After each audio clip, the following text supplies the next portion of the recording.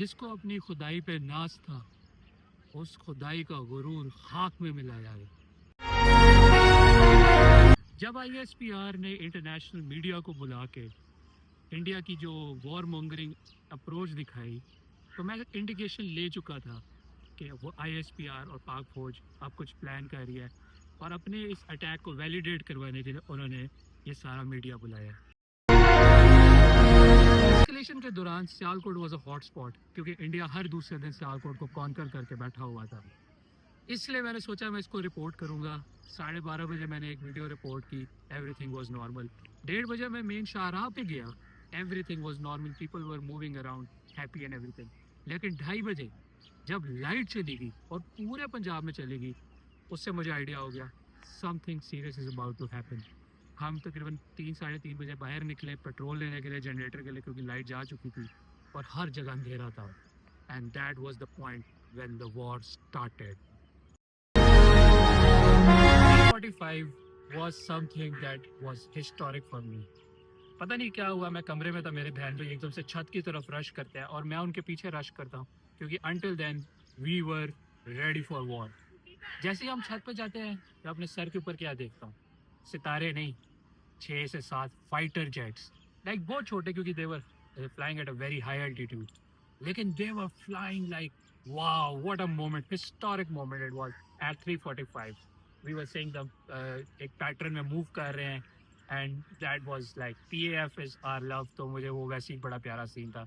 Then I had a sight at 5:45 where I think I saw a F-16, या वो जहाज जो airborne हो जाता है, क्योंकि हम उसकी वीडियो फुटेज बनाने की कोशिश करते रहे, वो काफ़ी देर तक खड़ा रहा and suddenly it move, it means it was airborne and that was historic. जैसे ही हम वापस आते हैं और हम घर के अंदर एंटर होते हैं, तो आगे हम क्या देखते हैं? Operation Bunyanul Marsoos has been launched and historic by Waseem Badami, we must appreciate him. जिस तरह उन्होंने इस चीज़ को इंट्रोड्यूस करवाया, it was something amazing, and that we were in official war.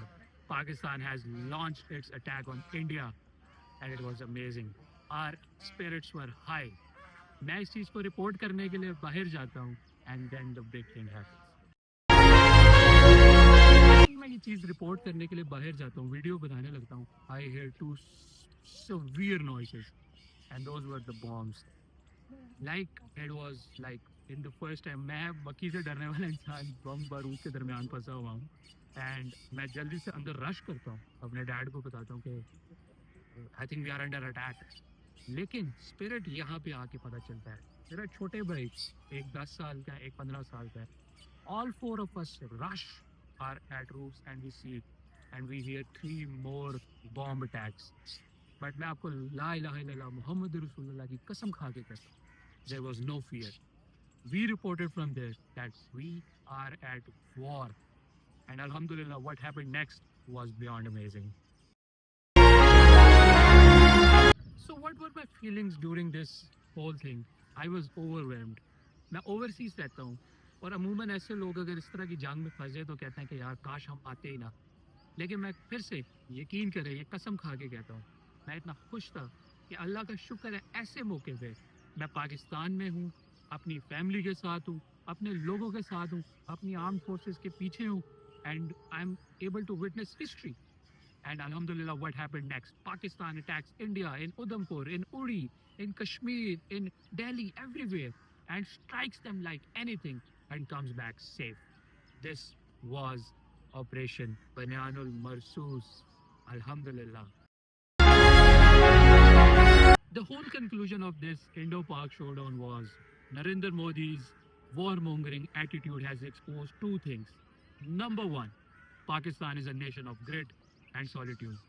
ये वो कौम है जो ड्रोन आता है तो डर के भागती नहीं है, बल्कि उसके तरफ लपटती है, झपटती है, उसको पकड़ के अपनी वॉर ट्रॉफी बनाती है कि हमने इसको गिरा दिया है, चाहे बेसरो सामान हो, हम अपनी फौज के साथ खड़े होकर इसको लड़ते हैं।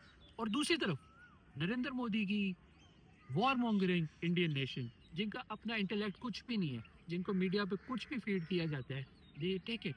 Like for example Sialkot, they say Sialkot has been conquered by the Indian forces.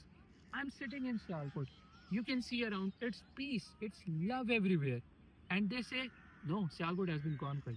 This exposes India and its mild intellect. Well, there are words that cannot describe that how thankful I am to our armed forces. जिस तरह Pakistan army, Pakistan air force, Pakistan navy 24/7 हमारे मुल्क के लिए लड़े, अपने मुल्क के लिए लड़े जवानों के साथ. It was amazing. लाइक ये गिल्ट, ये सॉलिट्यूड जो पाकिस्तानी जवान ने अपने से 7 गुना बड़ी दुश्मन से लड़ना, आप क्या सोचोगे? हार सोचोगे. लेकिन नहीं, we were at war and we were always winning it because our belief is la ilaha illallah Muhammadur Rasulullah, and we did fight. Pakistan army did fight.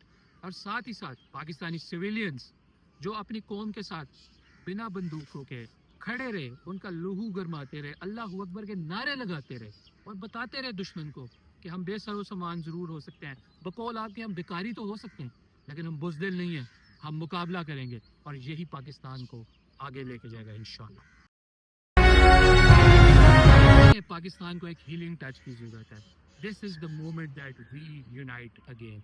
पिछले 2 साल में जो पाकिस्तान में हुआ, it has broken it into pieces, but this was the moment. जैसे आप अपनी arm forces के साथ खड़े हुए हैं, आर्म फोर्सेस के सरबराहों को भी चाहिए they think together for something that puts Pakistan ahead.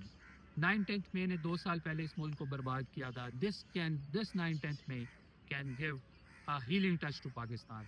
Imran Khan को रिलीज़ किया जाए. मैं ये अपील करता हूँ फिर से. This is the time that sanity prevails, like it has already prevailed with the ceasefire and everything.